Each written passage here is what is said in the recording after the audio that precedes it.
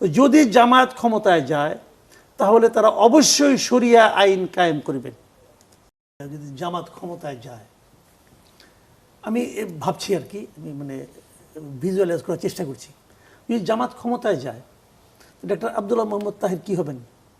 খুব গুরুত্বপূর্ণ একজন মন্ত্রী হবেন।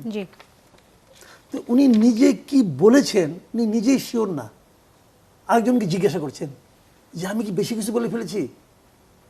মানে এই হলো ওনার বুদ্ধিমত্তার স্তর, যে উনি নিজেও জানেন না ওনার কি বলতে হবে। ভাই আপনারা এখন ক্ষমতায় যাওয়ার স্বপ্ন দেখছেন, স্বপ্ন তো এমনি এমনি দেখেন না। ওনারা কি আগে নির্বাচনে কখনো দেখছে স্বপ্ন যে আমি এককভাবে ক্ষমতায় যাব? ভাবেনি তো কখনো। এইবার সে ধরনের ভাবনার জন্য ওনাদের বিবেচনায় একটা বাস্তবতা তৈরি হয়েছে। বাস্তবতা আদৌ আসে কি না আসে যায় না, বাট ওনারা মনে করছেন যে এবার ওনারা যেতে পারেন। তো সেই যখন বাস্তবতা, এর মধ্যে আপনারা কতটুকু প্রিপেয়ার্ড হয়েছেন সেই প্রস্তুতি কিন্তু ওনার কথাবার্তা আমি পাচ্ছি না। দেখুন যুদ্ধ জিনিসটা আসলে কি বলেন তো? এটা কি মনস্তাত্ত্বিক যুদ্ধ? এটা কি বুদ্ধিভিত্তিক যুদ্ধ? 50 লাখ লোক কিনে আপনি বুদ্ধিভিত্তিক যুদ্ধ করবেন? তার মানে 50 লাখ লোক কিনে আপনি ফিজিক্যালি একটা ওয়ারে নামতে চান, তাদের হাতে আপনি কি ধরাই দিবেন? আপনার হাতে কি 50 লাখ রাইফেল আছে বাংলাদেশে? অন্য লাভ বাদ দেন, যে রাইফেল নাকি এখন যুদ্ধে ব্যবহৃতই হয় না, আছে রাইফেল 50 লাখ রাইফেল। তুমি কি যুদ্ধ করবেন রে ভাই? এগুলো হলো ফানুস টাইপের আলাপ সালাপ আর কি, মানে হাস্যকর কথা, ছেলে মানুষই কথা। এগুলি বলে কিছু মানুষকে উত্তেজিত করা। আমরা যদি যুদ্ধের বিষয়টি যদি মানে সরিয়েও রাখতে চাই, ঢাকা সফররত ইউরোপীয় ইউনিয়নের নির্বাচন পর্যবেক্ষণ মিশনের উচ্চ পর্যায়ের একটি প্রতিনিধি দল জামায়াতে ইসলামের আমিরের সঙ্গে দেখা করেছেন এবং তারা সরাসরি জানতে চেয়েছেন জামাত যদি আগামীতে রাষ্ট্রের ক্ষমতা পায়, রাষ্ট্রের দায়িত্ব পায়, তাদের মূল এজেন্ডা কি হবে। সেখানে তারা 3টি পয়েন্টের কথা উল্লেখ করেছেন জামাতের আমির। এখানে বলেছেন যে দেশের শিক্ষা ব্যবস্থাকে নৈতিকতা, উৎপাদনমুখী, কারিগরি দক্ষতা এবং মানবিক করতে চান, দুর্নীতিমুক্ত সমাজ গঠন করতে চান এবং সামাজিক ন্যায় বিচার প্রতিষ্ঠা করতে চান। এটি জামাতের আমির অফিসিয়ালি ইউরোপীয় ইউনিয়নের প্রতিনিধি দলের সঙ্গে বলেছেন। কিন্তু আমরা যদি একটু তাদের ইনফর্মাল বক্তব্যগুলো একটু দেখি পাশাপাশি, যেমন সম্প্রতি একটি টক শোতে আমরা দেখলাম যে জামাতে ইসলামীর শ্রমিক কল্যাণ ফেডারেশনের কেন্দ্রীয় সহসভাপতি কবির আহমেদ তিনি বলেছেন যে জামায়াত ক্ষমতায় গেলে নারীরা শুধু নারীদের সামনে নাচবে এবং পর্দার সাথে তারা নারীদের সামনে নাচতে পারবে। এর আগে আপনার নিশ্চয়ই মনে আছে যে আরেকটি বক্তব্য নিয়েও অনেক আলোচনা হয়েছিল যে প্রাথমিক বিদ্যালয়ে নৃত্য এবং সঙ্গীতের শিক্ষক বাদ দিয়ে ধর্মীয় শিক্ষক নিয়োগের আহ্বান এসেছিল তাদের দলের কাছ থেকে। আসলে মানে জামাত ক্ষমতায় গেলে বাংলাদেশের চেহারা কিরকম হবে সেটি নিয়ে মনে হয় এক ধরনের কৌতূহল সবার মধ্যেই আছে, কিন্তু সেটির খুব পরিষ্কার উত্তর কি জামাতের কাছ থেকে থাকা উচিত কিনা? আমি মনে করি জামাতের আমিরের উচিত হবে ওনার নেতাদের মধ্যে, এটা তো খুবই একটা সিস্টেমেটিক পার্টি, তাই না? আমি কিন্তু নিজে ব্যক্তিগতভাবে জামাতের মধ্যে কিছু কিছু আচরণগত পরিবর্তন ইদানিং লক্ষ্য করি এবং এই পরিবর্তনগুলো আমার কাছে ইতিবাচক মনে হয়। এটা আমার ব্যক্তিগত ব্যাপার। কিন্তু আমি মনে করি যে জামাতের আমির এবং ওদের যে সেন্ট্রাল কমিটি যেটা আছে তাদের উচিত হবে তাদের নেতাদের বলে দেওয়া যে তোমরা কি বলবা এবং কি বলবা না। যেমন কবির আহমেদ যে কথা আপনি বললেন, ওই অনুষ্ঠানটা আমি শুনেছি। কবির আহমেদ কিন্তু স্পষ্ট করে বলেছেন যদি জামাত ক্ষমতায় যায় তাহলে তারা অবশ্যই শরিয়া আইন কায়েম করবেন বলেছেন। আবার দেখেন কয়েকদিন আগে বাংলাদেশে ওই যে জেপি উন্দল কি ইউনিভার্সিটির এক টিচার সি রাধা দত্ত বাংলাদেশে আসছিলেন। জি, উনি আবার ইন্ডিয়াতে যে আরেকটা অনুষ্ঠান করেছেন দিল্লিতে, সেই অনুষ্ঠানে বলেছেন উনি জামাতের লিডারদের সঙ্গে কথা বলেছেন এবং ওখানে উনি ওই ডক্টর আব্দুল্লাহ মোহাম্মদ তাহেরের সঙ্গে আলাপ করেছেন এবং ওখানে উনি বলেছেন, ওনার কথা যদি আমি কোট করি, উনি বলেছেন যে উনি আব্দুল্লাহ মোহাম্মদ তাহেরকে জিজ্ঞাসা করেছেন যে আপনারা কি শরিয়া আইন চালু করবেন? তখন আব্দুল্লাহ মোহাম্মদ তাহের ওনাকে পাল্টা প্রশ্ন করেছেন, আমরা কি কখনো বলেছি আমরা শরিয়া আইন চালু করব? তাহলে এটা পাল্টা প্রশ্ন, কিন্তু উত্তর দিলেন না, উনি পাল্টা প্রশ্ন করলেন। বাট এই পাল্টা প্রশ্ন মানুষের মধ্যে কি একটা ধারণা তৈরি করলো যে তারা শরিয়া আইন চালু করছে না। আমার কথা হলো কি, শরিয়া আইন চালু করেন কিংবা করেন না এটা আপনাদের ব্যাপার, এটা নিয়ে কিন্তু আমার কোনো বক্তব্য নাই।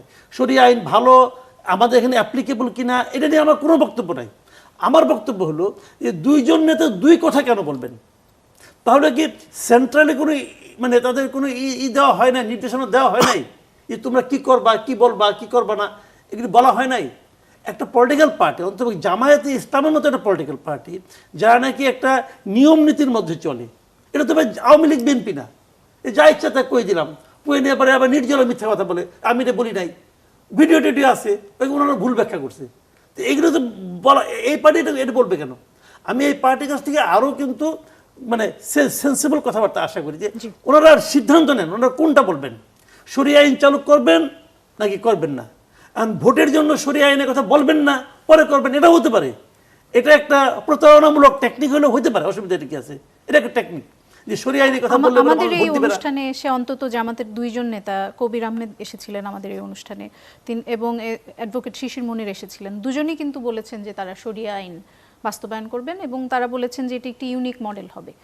এবং সেটি এখনও আমি যেমন জানতে চেয়েছি বিশ্বের কোন দেশে এরকম মডেল আছে, তারা বলেছেন যে তুরস্কে কিছুটা আছে, কিন্তু কোনো দেশেই আপনি মানে তারা যেটি চালু করতে চাচ্ছেন পুরোপুরি সেটি নেই, এবং তারা 2-3টি দেশের মডেল থেকে নিয়ে বাংলাদেশে একটি ইউনিক মডেল তারা চালু করতে চান। সমস্ত মডেলেরই কাটাছেঁড়া করা যায়, কিন্তু যখন আপনি ধর্ম নিয়ে আসবেন, ধর্মের কিন্তু কিছু গ্রহণ করা, কিছু ত্যাগ করা, কিছু সাইজ করা, কিছু অন্যরকম করার কিন্তু সুযোগ আছে বলে আমার কাছে মনে হয় না। আমি অত ভালো এই ব্যাপারে জ্ঞানী লোক না, কিন্তু আমি এটা মনে করি যে আল্লাহর আইন যদি আপনার শরিয়া আইন মানে কি আল্লাহর আইন তোরে ভাই, যদি আল্লাহর আইন আপনি করেন, এখানে কিন্তু নতুন করে আপনি কিছু গ্রহণ করবেন, কিছু ত্যাগ করবেন, সেটা ভাই চলবে না।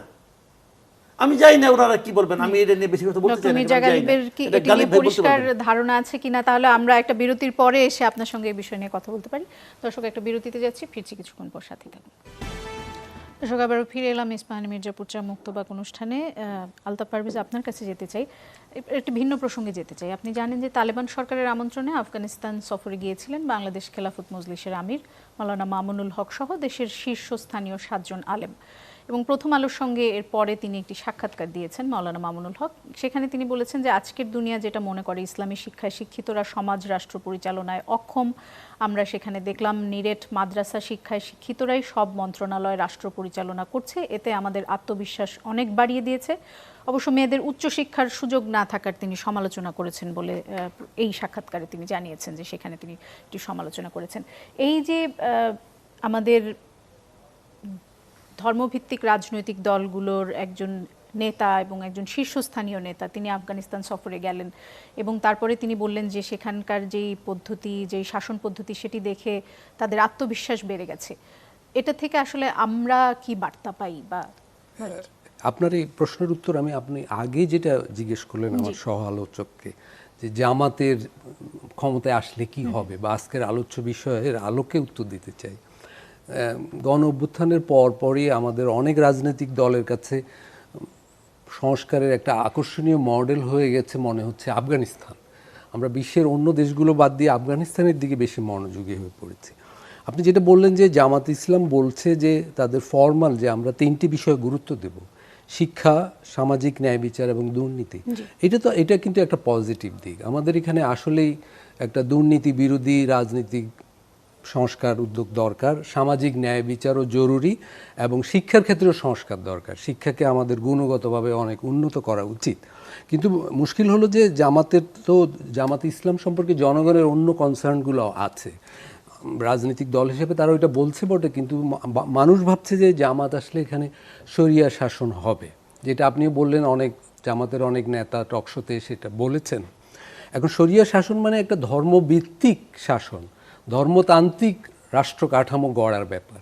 তার মানে এখানে আমাদের সংবিধান যেটা বলছে বা আমাদের আইনি ব্যবস্থা যেটা বলছে, তার একটা আমূল অদল বদল ঘটে যাবে। কারণ আমাদের এখনকার সংবিধান এবং আইনি ব্যবস্থার ভিত্তি হলো যে জনগণই সকল ক্ষমতার উৎস, কিন্তু শরিয়া শাসন সম্পূর্ণ ভিন্ন মত হবে, ভিন্ন ধরনের হবে। এবং আপনি যেটা বললেন আফগানিস্তানেও সেই ধরনের শাসনের ব্যাপার ঘটে গেছে। তো এখন কি আমরা কি ওই ধরনের যাব কি না, সেটা জনগণের কাছে জামাত ইসলাম বলতে পারে এবং নিশ্চয়ই নির্বাচনে জনগণ সেইভাবে রায় দিবে। বাংলাদেশ যদি তার এখনকার সংবিধান, তার সমস্ত আইনি ব্যবস্থা আমূল বদল করে একটা ধর্মতান্ত্রিক রাষ্ট্রের দিকে যেতে চায়, শরিয়া ভিত্তিক রাষ্ট্রের দিকে যেতে চায়, সেই মানে সিদ্ধান্ত নেওয়ার ক্ষমতা কিন্তু জনগণের। এখন যেই রাজনীতিবিদরা আফগানিস্তান গিয়েছেন তারা জনগণের কাছে তুলে ধরতে পারেন তাদের বক্তব্য, সেই অধিকার তাদের আছে। কিন্তু জনগণের দিক থেকে আমি 2-1টা কনসার্ন বলতে পারি। যেমন জামাত ইসলামের কিন্তু তাত্ত্বিক হলেন মাওলানা মওদুদী, উনি কিন্তু নারীদের বিষয়ে, সংখ্যালঘুদের বিষয়ে সুনির্দিষ্ট বলে গেছেন যে ওনারা ক্ষমতায় আসলে এই যে ধরনের রাষ্ট্র হবে সেখানে নারীদের কী ধরনের মর্যাদা হবে। নারীরা নেতৃত্বে আসতে পারবে না, সংখ্যালঘুরা জিম্মি হবে, সংখ্যালঘুদের আলাদা কর দিতে হবে থাকার জন্যে। ফলে এই ব্যাপারগুলো কিন্তু জনসমাজে ভাবনা আকারে আছে। ফলে যেই রাজনীতিবিদরা বলছেন যে আফগানিস্তান হবে আমাদের মডেল রাষ্ট্র, সেগুলো তার মানে এখানে শরিয়া ভিত্তিক ওইরকম রাষ্ট্রের কথাই তারা ভাবছে। তার মানে তিনি এটাও বলেছেন যে বাংলাদেশের ৭০ থেকে ৮০% মানুষ শরিয়া শাসন চায়। এটি একটি ঐকমত্য কমিশন থেকে জরিপ চালানো হয়েছিল এবং সেই জরিপের ফলাফল এইটা আমি অবশ্যই এটা ভিন্নমত পোষণ করি। বাংলাদেশের মানুষ কি চায়, আমরা জনগণের নামে বিভিন্ন দল বিভিন্ন কথা বলে, জনগণ কি চায় সেটা একটা সুষ্ঠু নির্বাচন হলেই কেবল আমরা জানতে পারবো, এবং জনগণের কাছেই সবগুলো রাজনৈতিক দলের যাওয়া উচিত এবং খুলে বলা উচিত। মানে আমি বলছি আমাদের এখানে যে গুপ্ত সংস্কৃতি সেইটা যেন না হয়। একটা রাজনৈতিক দল সত্যিকার অর্থে কী চায় জনগণের সামনে সেটাই তুলে ধরা উচিত, নির্বাচনী ম্যানিফেস্টোতে সেটাই থাকা উচিত, এবং সেই অনুযায়ী জনগণের সিদ্ধান্ত নেওয়ার সুযোগ দেওয়া উচিত। সেদিকে কি আমরা এগোচ্ছি? আমি এখানে মনে করি যে আমরা বলছি একটা, করছি একটা। দেখুন, আওয়ামী লীগ যখন 15 বছর আগে নির্বাচনে অংশ নিয়েছিল, তারা কিন্তু 15 বছর যা করেছে সেটা বলেনি, তারা অন্য কিছু বলে ম্যানিফেস্টোতে ছিল, ম্যানিফেস্টোর পরে ধারে কাছেও যায়নি। এবং 91-র পরে 3 জোটের রূপরেখার আলোকে যখন নির্বাচন হচ্ছিল, সবাই বলেছিল 3 জোটের রূপরেখা আমরা বাস্তবায়ন করব, কিন্তু কোনো দল সেটা করেনি। এবং দেখুন 24-এর গণ-অভ্যুত্থানের পরেও আজকে এই যে বললেন আপনি আফগানিস্তান, শরিয়া আইন, এগুলো কিন্তু 24-এর গণ-অভ্যুত্থানের কোনো এজেন্ডা ছিল না। গণ-অভ্যুত্থান হয়েছে বৈষম্য কমানোর জন্য, শ্রমিক, কৃষক, নারী, মানে যারা বৈষম্যের শিকার সমাজে, তাদের ভাগ্য পরিবর্তনের জন্য। কিন্তু এখন কৃষকের, শ্রমিকের, দালিতের, সংখ্যালঘুর, নারীর ভাগ্য পরিবর্তনের কোনো আলাপ আলোচনা জাতীয় ঐকমত্য কমিশনে, রাজনৈতিক দলগুলোর আলোচনায়, টকশোতে একদম নেই, শূন্য। এখন আলোচনা চলে গেছে আফগানিস্তানে, আলোচনা চলে গেছে ভারতের সাথে যুদ্ধ করা, আলোচনা চলে গেছে শরিয়া আইন হবে কি হবে না। সম্পূর্ণ আমি বলবো যে 24-এর অভ্যুত্থান থেকে আমরা 100% 360 ডিগ্রি ঘুরে গেছি, এবং যে রাজনৈতিক দলগুলো পুরো এজেন্ডাগুলো বদল করে ফেলেছে। এইটা 24-এর অভ্যুত্থানের সাথে 1 বছরের ভিতরে একটা বিশ্বাসঘাতকতা ঘটে গেছে। জি, মাসুদ কামাল, আপনার কাছে যেতে চাই। আপনি নিশ্চয়ই দেখেছেন যে সাংবাদিক মেহেদী হাসান প্রধান উপদেষ্টা ডক্টর মোহাম্মদ ইউনূসের একটি সাক্ষাৎকার নিয়েছেন। সেখানে ডক্টর ইউনূসকে তিনি জিজ্ঞেস করেছেন যে অভ্যুত্থানের পর নেপালের নেতা 6 মাসে নির্বাচনের কথা বললেন, তাহলে বাংলাদেশে কেন নির্বাচন হতে 18 মাস সময় লাগছে? এর উত্তরে প্রধান উপদেষ্টা বলেছেন যে আপনি বলেছেন মানুষ কেন এত সময় লাগছে সেটি নিয়ে প্রশ্ন তুলছে, কিন্তু অনেকে বলছেন আপনারা 5 বছর থাকুন, অনেকে বলছে 10 বছর থাকুন, 50 বছর থাকুন। সুতরাং মানুষ নানা ধরনের কথা বলে, তারা বলে নির্বাচনের দরকার কি, কার নির্বাচনের দরকার। আপনি এই বক্তব্যকে কিভাবে দেখেন? এই বক্তব্যটা আমি যতটুকু দেখেছি আর কি, আমি ওনার ওই যে একটা রিল ছিল তো, জি, রিলে তো ওখানে কেটে কেটে দেয়, তো ওখানে যতটুকু আমি দেখলাম ওনার এই বক্তব্যটা টানাই ছিল। উনি ওখানে যেটা বলেছেন যে মানে দ্রুত, মেহেদী হাসান বলেছিল যে কিছু লোক বলছে আপনি তাড়াতাড়ি নির্বাচন আরো তাড়াতাড়ি কেন দিতে পারছেন, আরো 6 মাস বাকি। কিছু লোক এটাও বলছে, কিছু লোক ওটাও বলছে, কিছু লোক ওটাও বলছে, এটা বলছে। তো এখন আমরা কোনটা শুনবো? যেটা আমাদের কাছে বেশি মনে হবে ওটা শুনবো, যেটা বেশি। এখন সমস্যা হলো ওইটাই, উনি কোনটা শুনবেন? দেখেন, একটা বদ্ধ ঘরের মধ্যে ধরেন আপনি এখানে বসে আছেন, আমরা 3 জন আপনার সঙ্গে কথা বলতেছি, আপনি কিন্তু আমাদের 3 জনের কথাই শুনবেন, কিন্তু বাইরে যে 30 জন লোক চিৎকার করছে ওটা কিন্তু আপনার কান পর্যন্ত আসবে না, কারণ ঘরটা সাউন্ড প্রুফ। তো উনি বুঝতে পারছেন না আসলে ম্যাক্সিমাম মানুষ কি চায়। ওনার আশেপাশে যারা আছেন তারাই বলছে। উনি একটা মারাত্মক কথা বলছেন, সেই কথাটা আমরা মানে দেখলাম, আমাদের মিডিয়াগুলো কেন বললো না আমি এটা বুঝতে পারছি না। উনি বলেছেন এক জায়গায় যে এটা একটা অন্তর্বর্তীকালীন সরকার, এই সরকারের মেয়াদ কেউ নির্ধারণ করে দেয়নি, আমরা যতদিন মেয়াদ নির্ধারণ করবো ততদিন হবে। তা আমার প্রশ্ন হল, ভাই আপনি কে মেয়াদ নির্ধারণ করার? আপনি কে? আপনার মেয়াদ আপনি নিজে নির্ধারণ করবেন? এটা তো একমাত্র শেখ হাসিনার মতো লোকরা বলতো। তাহলে কে নির্ধারণ করবে? কে নির্ধারণ? জনগণ নির্ধারণ করবে। উনি এই কথা বলবেনই না। শুনেন, উনি এই কথা বলবেনই না, এই কথা উনি বলতেই পারেন না যে আমি নির্ধারণ করবো আমার মেয়াদ কতদিন হবে, এটা উনি বলতেই পারেন না। তাও কি উনি তো বলছেন যে ওনাকে 1 বছর 2 মাসের মাথায় এসে বসানো হয়েছে, তাহলে তো কিছুটা এজেন্সি ওনার। আচ্ছা, যদি উনি বলেই থাকেন যে স্টুডেন্টরা ওনার বসাচ্ছে, কোন স্টুডেন্টরা? মানে এনসিপির এই স্টুডেন্টরা, এই স্টুডেন্টরা যে বাংলাদেশে মানুষের প্রতিনিধিত্ব করে না, এটা তো ডাকসু ইলেকশনে প্রমাণিত হয়ে গেছে। যেদিন ডাকসু ইলেকশন হয়ে গেল, রেজাল্ট বেরোর পর কি বাংলাদেশের মানুষের প্রতিনিধিত্ব করে জামায়াত? আমি তা বলছি না। উনি যদি ওইটা বলেন, যদি এনসিপি প্রতিনিধিত্ব না করে, যদি এনসিপি প্রতিনিধিত্ব করে, যদি এনসিপি প্রতিনিধিত্ব করে, আমি বলি জামায়াত প্রতিনিধিত্ব না, আমি এটা বিকল্প এটা না। আমি তো বলিই নাই যে এটা, আমি বলছি যে উনি যদি বলে কেন যে এনসিপি ওনাকে বসিয়েছে, এনসিপির ছাত্ররা ওনাকে বসিয়েছে, তো সেই ছাত্রদের অবস্থান পুরো জাতির কাছে কোথায়, সেটা তো ডাকসু নির্বাচন, জাহাঙ্গীরনগর নির্বাচনে প্রমাণ হয়ে গেছে যে আসলে এদের সঙ্গে তো কেউ নাই। তখন যেটা হয়েছিল যে তারা এমন একজন ব্যক্তি, যেমন ডক্টর ইউনূস যখন ক্ষমতায় আসলো, ওনার প্রতি আমারও প্রচণ্ড আস্থা ছিল। আমি মনে করতাম যে উনি একটা ভালো মানুষ, ভালো কিছু করতে পারবেন, বুদ্ধিমান মানুষ। কিন্তু যেদিন উনি প্রথম ওনার ক্যাবিনেট ঘোষণা করলেন আইসে নিয়ে, ওই সময় আমি হতাশ হয়ে গেছি যে ওই লোকগুলিকে আমি চিনি, এই লোকগুলি দিয়ে উনি কিছু করতে পারবেন না। তখন আমার ওনার প্রতি ভরসা ছিল যে উনি হয়তো এই 1-2 মাসের মধ্যে কিছু লোক সাফল করবেন, চেঞ্জ করবেন, যোগ্য লোকগুলিকে নিয়ে আসবেন। তো উনি তা করলেন না, উনি এটাকে একটা মানে খেলা মনে করলেন। মানে এরকম নন সিরিয়াস গভর্নমেন্ট আমি আমার জীবনে কোথাও দেখিও নাই, শুনিও নাই। উনি মনে করেন খেলা। একজন চিফ অ্যাডভাইজার মানে প্রধান নির্বাহী রাষ্ট্রের, উনি একটা ইন্টারভিউতে বলতেছেন যে আমরা তো এই জগতের লোক না, দেখি কি করতে পারি। ভাই এটা কি ট্রায়াল অ্যান্ড এররের বেসিসে কি আপনি দেশ চালাবেন? এটা কি হয়? আপনি বিমানে উঠছেন, ওইখানে বিমান ভর্তি যাত্রী, আপনি বলেন কোনো সমস্যা নাই, আমি কখনো চালাই নাই, কিন্তু আমার আন্তরিকতা আছে, দেখি কি হয়। হবে ওই বিমানে আপনি উঠবেন? এটা হইল রে ভাই, এটা কোনো সেন্সিবল স্টেটমেন্ট হয়? উনি তো বলেছেন। এবং তারপরে যখন বলছে যে আপনার অন্য অন্য যারা আছে তারা ভুল করে না, ওই তারা তো করবে, আমি তো কিছু জানি না। না, ওই বিমানে আমি উঠবো না জনাব মাসুদ কামাল, কিন্তু যদি আমি ওই বিমানে থাকি আর মাঝপথে যদি সেখানে পাইলট কোনো কারণে মৃত্যুবরণ করেছেন, অজ্ঞান হয়ে গেছেন, কিছু একটা করেছেন এবং গিয়ে কারো দায়িত্ব নিতে হয়েছে, তখন যদি সে বলে যে আমি চেষ্টা করব, তাহলে তো তখন যখন দেখবেন যে তার চেষ্টা সে আমাকে বলে আমার আর তো চয়েস। ওকে ফাইন, খুব ভালো কথা বলছেন আপনি। যাত্রীদের মাঝখানে একজন যাবে ওখানে, এখন একজন বলতেছে আমি এটা জীবনে চালাই নাই, জীবনে জানি না, আমারে চান্স দেন, আপনি দিবেন তাকে চান্স? উনি তো চান্স চাননি, ওনাকে ওনাকে তো বসাইছে, যারা বসাইছে তারা ভুল করছে, এটা প্রমাণিত। এবং তাদের কোনো গ্রহণযোগ্যতা না। আন্দোলনটা করছে দেশের জনগণ, কথা ভাই পরিষ্কার, আন্দোলন করছে দেশের জনগণ। ওই সময় এসে নিয়ে সে এরা বলছে যে আমরা করছি, কেউ প্রতিবাদ করে নাই। ওই যে আপনার চার্লি চ্যাপলিনের মডার্ন টাইম দেখছিলেন, জেলখানা থেকে বেরিয়েছিল চার্লি চ্যাপলিন, একটা মিছিল যাচ্ছিল, এই মিছিলের সামনে একটা ট্রাক দিয়ে যখন মাল নিয়ে যায়, ট্রাকের পেছনে একটা ফ্ল্যাগ থাকে, লাল ফ্ল্যাগ, ওই ট্রাকের ফ্ল্যাগটা পড়ে গেছে। পড়ে যাওয়ার পর চার্লি চ্যাপলিন ট্রাকের ফ্ল্যাগটা নিয়ে ওদের যাচ্ছে যে ফ্ল্যাগটা তোমার নিয়ে যাও, পড়ে গেছে। আর পেছনে মিছিল, পুলিশ মনে করছে সেই বোধহয় লিডার, তারা ধরে নিয়ে গেছে। এখন এরা ওই ফ্ল্যাগটা ধরছিল, লিডার হয়ে গেছে। এই কাহিনীগুলো লাভ নেই, এগুলো আমরা বুঝি।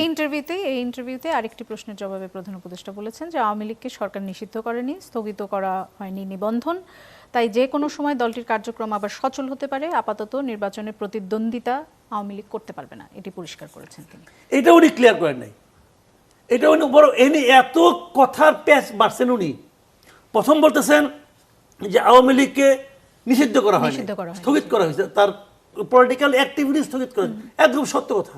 আসলে তো নিষিদ্ধ করা হয় নাই, তার পলিটিক্যাল অ্যাক্টিভিটি স্থগিত করা হয়েছে। তো একটা পলিটিক্যাল পার্টি যদি পলিটিক্যাল অ্যাক্টিভিটি স্থগিত করে, তাহলে তার থাকে নাকি? থাকে নাকি? আমি মানুষ, আমাকে বললেন তোমার আমি মানবো না, কিন্তু তোমার মানবিক কার্যক্রম বন্ধ রাখতে হবে। মানুষ যা করে তা তুমি কিছুই করতে পারবো না, তাহলে আমি কি হবো? বলবেন তুমি কোমায় থাকো, আমি কোমায় থাকতে পারবো না, কারণ কোমায় যে থাকে সে কিন্তু নিঃশ্বাস নেয়, আমি তো ওটা করতে পারবো না, তাহলে তো মৃত ভার্চুয়ালি। তো উনি যখন এটা বলেন, কথার মার পেয়েছে এখানে, পরে যায় বলে কি যে তাদের নির্বাচন করতে বলছেন, তাহলে কি তাদের নির্বাচন করতে দিবেন না?